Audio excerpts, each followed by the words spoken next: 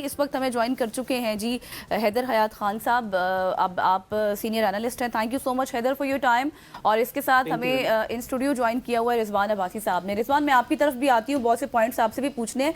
हैदर, सबसे पहले तो मुझे ये बताइएगा, आप किस तरह से देख रहे हैं इस सारी सूरत हाल को, जो अभी तक की डेवलपमेंट्स हुई है, जिस तरह से पाकिस्तान का किरदार रहा है। वो एक अलग बात है कि अगरचे वो उस तरह से ये मंतकी अंजाम तक तो नहीं पहुंच सके, लेकिन एक्सपेक्टेशंस शायद बहुत ज्यादा थी। लेकिन इन फ्यूचर आप एक्सपेक्ट कर रहे हैं कि कोई ना कोई गुड न्यूज हमें सुनने को मिल सकती है? बिस्मिल्लाहिर्रहमानिर्रहीम। बहुत शुक्रिया आपका। देखिए, हम लोगों ने शायद बहुत ज़्यादा एक्सपेक्टेशंस लगा ली थी। जिस तरह आपने खुद सवाल में कहा, 47 साल की मसला था, 47 साल से ये दुश्मनी चली आ रही थी। 21 घंटों में इसका हल निकलना बहुत मुश्किल था। हाँ, आइडियल सिनेरियो में अगर ये चीज़ें हो जाती जो हम लोग एक्सपेक्ट कर रहे थे तो बहुत अच्छा था, लेकिन हमें एक रियलिस्टिक अप्रोच के साथ साथ इस सारे मामले को देखना चाहिए था। मैं समझता हूँ कि बहुत पॉजिटिव चीज़ें हुई हैं। 40 दिन की जंग और उसके बाद पाकिस्तान की तजवीज़ के ऊपर दोनों ममालिक का टेबल पर बैठकर मुज़ाकरात करना, और 1979 के बाद इस कदर बड़े लेवल के ऊपर मुज़ाकरात का होना दोनों ममालिक की जानब से, ये एक बहुत बड़ी डेवलपमेंट है पाकिस्तान की। आप देखें कि अमरीकी वफद की क़यादत अमेरिकन वाइस प्रेसिडेंट कर रहे थे, जो अमरीका का दूसरा सबसे ताकतवर तरीन शख्स है। और इससे पहले के जो मुज़ाकरात थे उसमें स्टीव विटकॉफ, जो अमेरिकन प्रेसिडेंट के स्पेशल रेप है, वो उसको लीड कर रहे थे। और इससे पहले जो अमेरिका ने बड़ा मुआहदा किया, वो भी जो अफगानिस्तान में तालिबान के साथ हुआ, उसमें भी ज़ल्मे खलीलजाद वो आए थे अमेरिकन साइड को रिप्रेजेंट करने। फिर सिमिलरली ईरानियन डेलीगेशन, उसमें बाकर गालिबाफ साहब जो एक ईरान अथॉरिटी रखते हैं, उसके उनके साथ जो वफद आया, तो वो पूरी तैयारी के साथ आए थे। और दोनों वफूद की इंटेंट भी पॉजिटिव दिखाई दे रही थी। बहुत सी चीजों के ऊपर कंसेंसस डेवलप हुआ है। अब तो दोनों अतराफ से ये चीजें सामने आ गई हैं कि मेजर जो इश्यूज थे उनके ऊपर कंसेंसस डेवलप हो गया। अब कुछ चीजें हैं, और अभी चूंकि मैंने डोनाल्ड ट्रंप की ये भी स्टेटमेंट देखी है कि सीज फायर अभी भी जारी है। अभी ये जो नाकाबंदी की आपने बात की, वो मेरा ख्याल है कि प्रेशर टेक्टिक है। वो चाहते हैं कि वो जहाज जो ईरान से तेल लेकर जाते हैं, जो ईरान तेल बेच रहा है, उनको भी एक मरतबा रोका जा सके, ताकि इकोनॉमिकली ईरान के ऊपर थोड़ा सा प्रेशर आए। क्योंकि ईरान इस जंग से पहले जो 30, 35 और $40 पर बैरल के हिसाब से तेल बेच रहा था, अब वो 90, 100 और $105 के ऊपर तेल बेच रहा था। तो डोनाल्ड ट्रंप की शायद ये अप्रोच है कि ऐसा करने से हम ईरान को प्रेशराइज करेंगे, जो हमने देखा है कि गुज़िश्ता 40 रोज के अंदर तो कामयाब नहीं हुई। अदरवाइज जब तक सीज फायर इंटैक्ट है, दोनों तरफ से ऐसी कोई कोशिश नहीं होती जिससे एक दूसरे पर हमला किया जाए या उस सीज फायर को वायलेट किया जाए और उसके जवाब में कोई रिटेलिएशन हो, तब तक मैं समझता हूँ कि हमें उम्मीद कायम रखनी चाहिए। बाकी अगर सीज फायर को ये वायलेट करते हैं, मजीद 40 रोज जंग जारी रखेंगे, मजीद तबाही हो जाएगी दोनों अतराफ में, अल्टीमेटली बैठना टेबल पर है। तो पाकिस्तान का जो किरदार था, पूरी दुनिया ने उसको अप्रिशिएट किया। हमारी लीडरशिप ने बहुत मैच्योरली, बहुत सेंसिबली चीजों को हैंडल किया। और मैं समझता हूं कि मुज़ाकरात का पाकिस्तान में होना, इसने ओवरऑल पाकिस्तान की इमेज को बहुत बेहतर किया है। बिल्कुल, आप दुरुस्त फरमा रहे हैं। और जिसका ब्लॉकेट के हवाले से आपने बात की, उससे आपसे पहले हमारे साथ ब्रिगेडियर साहब मौजूद थे, वो भी इसी बात की तरफ इशारा कर रहे थे कि एक प्रेशर टैक्टिक्स हो सकता है। अच्छा, मुझे ये बताइएगा हैदर, जिस तरह से अब आपने बात की, अबनाए हुर्मुज़ के हवाले से भी हम बात कर रहे हैं, क्या पाकिस्तान ने ये चीज़ कैलकुलेट की है कि ज़ाहिर है अब सीज़ फायर होना ये पाकिस्तान के लिए बड़ी कामयाबी थी, फिर दोनों फरीकों को एक टेबल पर लाकर बिठाना ये दूसरी बड़ी कामयाबी थी, लेकिन अगर ये मुज़ाकरात नहीं होते एट दी एंड, अगर हम सपोज कर लें, तो फिर क्या पाकिस्तान ने कैलकुलेट किया हुआ है कि फिर हमें किस तरह के रिस्क का सामना हो सकता है? देखिए, वो रिस्क सिर्फ पाकिस्तान के लिए नहीं है, पूरी दुनिया के लिए। आज इस जंग से पाकिस्तान सिर्फ मुतासर नहीं हो रहा, या सिर्फ अमेरिका, इसराइल या ईरान मुतासर नहीं हो रहे, या सिर्फ मिडल ईस्ट मुतासर नहीं हो रहा, पूरी दुनिया मुतासर।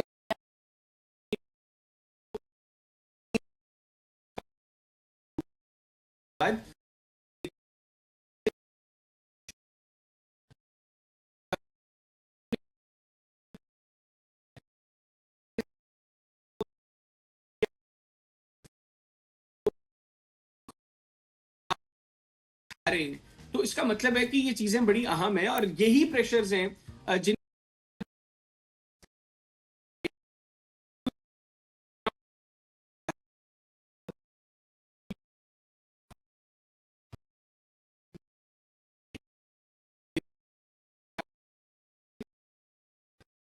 को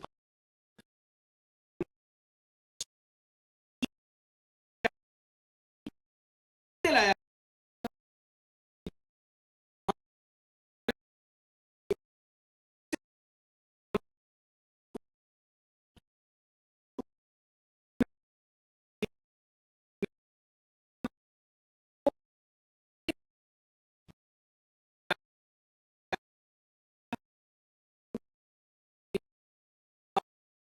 होते डायरेक्टली ईरान जो है वो 2 हफ्तों के अंदर न्यूक्लियर वेपन तैयार कर लेता, तो अवाम ने नहीं माना। हमने देखा कि 3,000 जगहों पर 80 लाख लोग निकले, नो किंग प्रोटेस्ट जो हुआ, और अमेरिकी अवाम ने, अमेरिकी मीडिया ने ये बता दिया कि ये जंग अमेरिका की नहीं है, ये नेतन्याहू की जंग है जो गलत तौर पर अमेरिका पर मुसल्लत की गई। और बहरहाल ये सिर्फ अमेरिकी अवाम नहीं थी।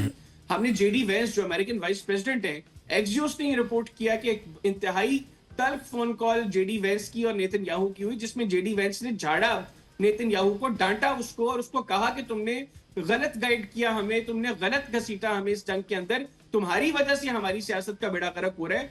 तो मैं समझता हूँ कि ये मसला, अगर ये मुज़ाकरात के नतीजे में चीजें जल्दी खत्म नहीं होती और ये दोबारा जंग का आगाज हो जाता है, तो पाकिस्तान अकेला रिस्क पे नहीं होगा, पूरा खित्ता बल्कि पूरी दुनिया इस हवाले से मुतासिर होगी, क्योंकि अब स्टेट ऑफ हॉर्मुज तक बात नहीं रहेगी। ईरान की जो स्ट्रेटजीज थी किसी ने समझने की कोशिश ही नहीं की। ईरान ने ना सिर्फ इंडिजिनसली अपने मिसाइल्स और अपने ड्रोन्स बनाए, जिनसे अब देखिए 2 न्यूक्लियर पावर्स को ईरान ने घुटनों पर लाकर खड़ा कर दिया। और ईरान के पास कोई न्यूक्लियर वेपन तो नहीं था, ईरान के पास कोई बड़ी जो है वो फिजाइया तो नहीं थी, ईरान के पास इतनी ताकतवर नेवी तो नहीं थी, लेकिन बावजूद इसके ईरान ने जो मिसाइल्स बनाए, ईरान ने जो ड्रोन्स बनाए, उसने 2 न्यूक्लियर पावर्स को घुटनों पर लाकर खड़ा कर दिया सिर्फ 40 रोज की जंग में। और वो दोनों न्यूक्लियर पावर्स ये समझी बैठी थी कि 4 दिन के अंदर वो ईरान से सरेंडर करवा लेंगे। तो ईरान ने उसके बाद, अब ये जो स्टेट ऑफ हॉर्मुज है, ये ईरान को तो न्यूक्लियर वेपन की जरूरत ही नहीं है, ये 100 न्यूक्लियर हथियारों से बड़ी चीज उनके पास स्टेट ऑफ हॉर्मुज आ गई है। पूरी दुनिया की 20% जो ऑयल की तरसील है वो इस रास्ते से होती है। और इसके बाद अगर वो बाबुल मंदब को भी बंद कर देते हैं, जो कि हूसी इंतजार कर रहे हैं उनका कि कब ईरान की तरफ से उनको कोई ऑर्डर आए, कोई इंस्ट्रक्शन आए और वो उसको भी बंद करें, तो आप देखेंगे कि अभी जो क्राइसिस है इससे बढ़कर क्राइसिस और एक सतह पर चला जाएगा और उसके बाद चीजें पूरी दुनिया के लिए मजीद खराब हो जाएगी। तो मैं समझता हूँ कि ये जो अभी ब्लॉकेट की बात है और इसके बाद जो लग रहा है कि सीज फायर वायलेट हो जाएगा, मैं एटलीस्ट पॉजिटिव हूं इस हवाले से। मुझे नहीं लगता कि ऐसी कोई चीज होगी। ये प्रेशर टैक्टिक्स हैं और दोनों अतराफ में लोग जो वापस गए हैं वो अपने अपने बड़ों से दोबारा मुशावरत करेंगे, सर जोड़कर बैठेंगे। और I hope and I pray के आने वाले दिनों में इस हवाले से अच्छी खबरें आ सकती है। अच्छा, जो है ये मुकम्मल खात्मे की। बिल्कुल हैदर, आप हमारे साथ ही रहे, हमारे कॉरेस्पोंडेंट भी इन स्टूडियो हमारे साथ मौजूद है, रिजवान अब्बासी साहब। अच्छा रिजवान, मैं आपसे पूछना चाह रही थी, 21 घंटे की ये नशिस्त हुई, फिर उसके बाद मुख्तलिफ राउंड्स भी होते रहे।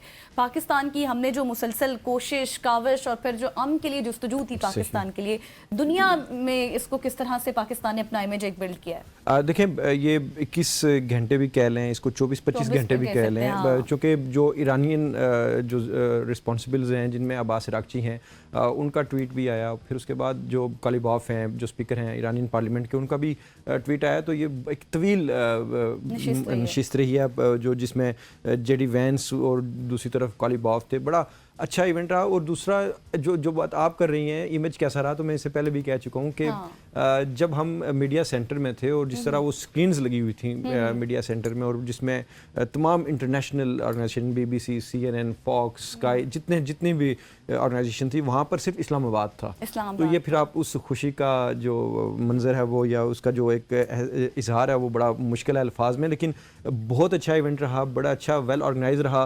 दूसरी जानिब जो हमारे मीडिया को अच्छे तरीके से कंट्रोल करके रखा रहा। अच्छा, मैं इसी तरफ आ रही थी रिजवान, मैंने ये चीज़ भी देखी कि सोशल मीडिया पर बहुत सी इस तरह की बातें होती रही कि बहुत ज़्यादा कंट्रोल किया जाता रहा मीडिया को। तो ये क्या सूरत हाल की, क्योंकि आप तो वहाँ पर मौजूद थे, कवरेज करते रहे? देखें, ये चूँकि एक बड़ा अहम मुज़ाकराती प्रोसेस था, जो कि जिस तरह अभी हैदर ने भी कहा, जिस तरह हम सब देख रहे हैं कि 47 साल यानी निस सेंचुरी होने को थी इस कन्फ्लिक्ट को, और जब ये सोल्यूशन अल्हम्दुलिल्लाह पाकिस्तान के हाथ में आया, या पाकिस्तान इसका रिस्पॉन्सिबल बना, और पाकिस्तान जब तमाम जो अमन के जो दावेदार जो ऑर्गेनाइजेशंस हैं, अक़वाम मुत्तहिदा है, वो इस मामले को हल नहीं करवा सके, जब पाकिस्तान के हाथ में आया, तो ये तमाम लोग, कभी तो ये कहा जा रहा था, अच्छा जो बात आप कर रही हैं कि खबरें लगी हैं, खबरों को कंट्रोल किया गया, तो पहले वही लोग खबरें दे रहे थे कि जेडी वैंस ने नहीं आना, कॉली बॉफ ने नहीं आना। अब जब वो आ गए तो जिस मुल्क में ये तमाम इवेंट ऑर्गेनाइज किया जा रहा है, जो जिम्मेदारान हैं, जिस तरह हमारा फॉरेन ऑफिस है, जिस तरह इंफॉर्मेशन मिनिस्ट्री है, तो उन्होंने उन जर्नलिस्ट्स को वहाँ पे जाके, जहाँ पे मुज़ाकरात हो गए, वहाँ पे टेबल के ऊपर तो नहीं खड़ा कर रहा ना, मतलब वो जो चीज़ें चल रही हैं उसको सबूताज तो नहीं करना।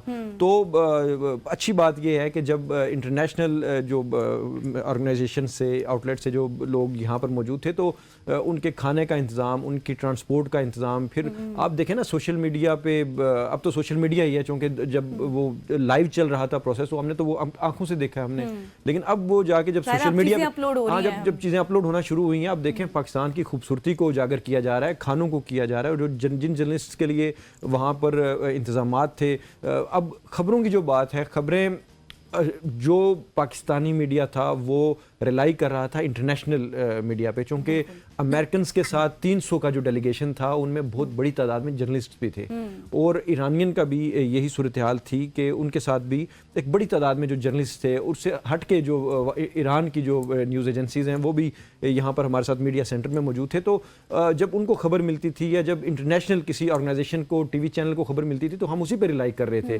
तो मेरे ख्याल में ये बेहतर हुआ है, हमने अपनी तरफ से जब खबरें हम लगाना शुरू कर दें अपने सोर्स को, तो ये सबूताज हो जाना था ये सारा निज़ाम। तो मुसद्दक़ा खबर सिर्फ और सिर्फ जो मुकामी, जो ये सिर्फ पाकिस्तान का नहीं, गज़ल जब इंटरनेशनली हम कवर करते हैं जाके, तो वहाँ का जो मुकामी जो महकमा है, मुकामी जो वहाँ पे हुकूमत है, उसी को हमने फॉलो करना होता है। ये तो पाकिस्तान तो इतना वेल ऑर्गेनाइज किया है इन्होंने, चीज़ें निकली नहीं है खबरें, जिसकी वजह से ये जो मुज़ाकरात का प्रोसेस था ये बड़ा बेहतरीन हुआ। तो मैं समझता हूँ कि बड़ा अच्छा एक हुकूमत की जानिब से उनकी तरफ से इस तरह की बातें की जाती हैं। अच्छा, मुझे ना 30 सेकंड में आप रिजवान वो ट्वीट जिसका आप जिक्र कर रहे थे वो भी बताइएगा, उसके बाद फिर हम हैदर की तरफ जाएंगे। अच्छा, अब आज जब ट्रंप जो अमेरिकी सदर हैं, उन्होंने एक अनाउंस किया कि हम अपनी जो नेवल है उसको अपनाए हरमज़ में, जो यानी वो बेसिकली ईरान की जो ऑयल की तरसील है उसके हवाले से था, लेकिन अब से थोड़ी देर पहले जो सेंट्रल कमांड है अमेरिकी, उन्होंने अनाउंस किया है कि डोनाल्ड ट्रंप ने जो ट्वीट किया है उसी के मुताबिक आज यानी पाकिस्तानी टाइम के मुताबिक 7 बजे वो जो अपनाए हरमज़ है उसकी जो नाकाबंदी है उसका आगाज़ कर देंगे, उसको शुरू कर देंगे। तो ये एक बड़ी इंपॉर्टेंट खबर है। गो के हैदर जिस तरह बात कर रहे हैं, जिस तरह हम लोग देख रहे हैं कि ये टैक्टिक्स हो सकते हैं प्रेशर के, लेकिन देखना ये है कि आज, अब देखते हैं कि आज पाकिस्तानी हक के मुताबिक क्या कुछ होता है। अच्छा हैदर, मुझे ये बताइएगा, चूंकि आपकी रिप्रेजेंटेशन रहती है इंडियन मीडिया चैनल्स पर भी, भारत जिस तरह से जब पाकिस्तान में आना था दोनों फरीकैन ने, उस वक्त भी अजीबोगरीब हरकतें कर रहा था, और अब जब यहाँ पर आए और अब तो वहाँ पर जिस तरह से मतलब कह रहे हैं कि कोई आउटकम नहीं निकली, बेनतीजा खत्म हो गए, अजीबोगरीब सी खबरें वहाँ से सामने आ रही हैं, इवन खुशी के शादियाने बजाए जा रहे हैं। तो ये समझ नहीं आ रहा इंडिया को कि अगर ये मुज़ाकरात कामयाब हो जाते हैं तो इसमें उनका भी फायदा है। देखिए, उनको अंदाजा तो है इस चीज का, लेकिन जेलसी फैक्टर इस कदर है, नफरत चूंकि पाकिस्तान से इस कदर उन्होंने अपने लोगों में भर दी है। बहरहाल जिन लोगों में भरी है वो शायद इस चीज को अंडरस्टैंड करें, क्योंकि सफर वो लोग कर रहे हैं।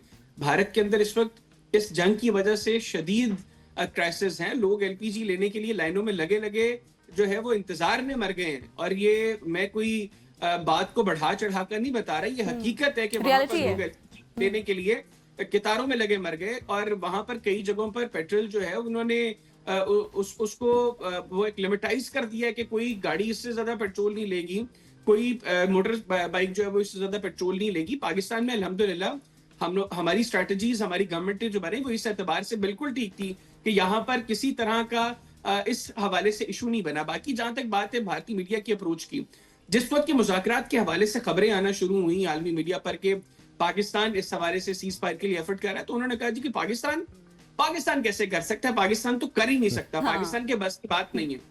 फिर अगले कदम पे जब ये बातें फाइनलाइज होगी जी कि पाकिस्तान के कहने पर सीज फायर हुआ है, पाकिस्तान ने जो तजवीज दी, डोनाल्ड ट्रंप ने भी उसको एक्सेप्ट किया, और उसके बाद ईरानियन साइड से भी अब्बास अरागची साहब की ट्वीट आ गई, तो उन्होंने कहा कि Pakistan will just play a role of messenger, ये तो सिर्फ इधर की बात उधर करेंगे, इससे ज्यादा क्या किरदार होगा पाकिस्तान का।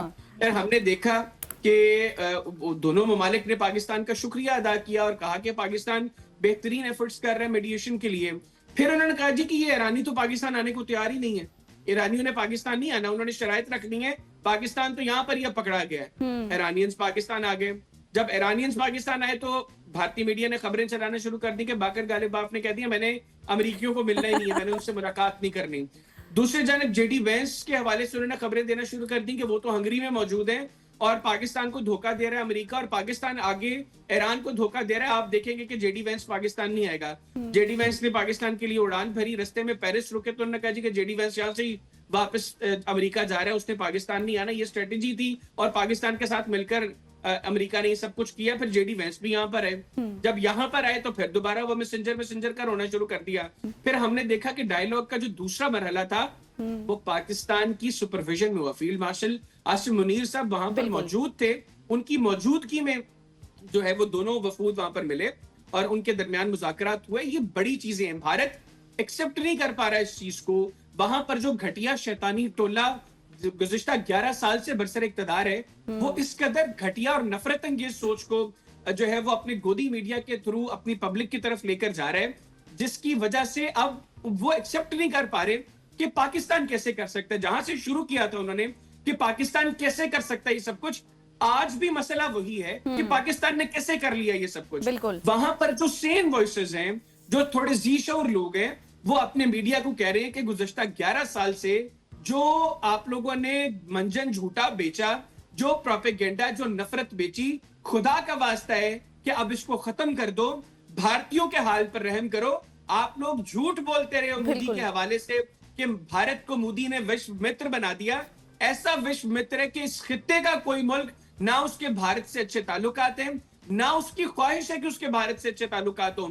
और पाकिस्तान आलमी सतह पर एक बड़े जियोपॉलिटिकल प्लेयर की वजह से सामने आया है और उसके लिए भी मैं समझता हूं हमें मोदी का शुक्रिया अदा करना चाहिए। अगर गुज़िश्ता साल वो मिस एडवेंचर ना करता तो पाकिस्तान को शायद ये मौका ना मिलता कि पाकिस्तान आलमी सतह पर अपना मसल दिखा सके, अपनी कैपेबिलिटी दिखा सके। तो वहां पर जो शोर है, वहां पर जो चीखों की आवाजें सुनाई दे रही हैं, वो इस बात की अलामत है कि अल्हम्दुलिल्लाह अल्हम्दुलिल्लाह हमारी पॉलिटिकल और हमारी मिलिट्री लीडरशिप जिस हवाले से पाकिस्तान को जिस अंदाज में आगे लेकर जा रही है, हमारे लिए आगे इंशाल्लाह। बिल्कुल हैदर, इसमें कोई शक नहीं है। और इसी तरह हमने देखा कि एक तरफ पाकिस्तान के चर्चे हो रहे थे इंटरनेशनल मीडिया में और दूसरी तरफ मतलब किस तरह से मुस्तनद खबरें दी जा रही थी और बहुत ही एहतियात से खबरें दी जा रही थी। और दूसरी तरफ इंडिया को देखें कि वो अजीबोगरीब सी खबरें, ना कोई उसके ऊपर रिसर्च, ना कोई इन्वेस्टिगेशन, कुछ भी नहीं, बस जो आ रहा है वही बात है ना कि एक्सेप्ट नहीं हो रहा था। Thank you so much Haider Hayat Khan Sahab, anchor person, senior analyst हमारे साथ मौजूद थे। इन डिटेल हम डिस्कशन कर रहे थे। इसके साथ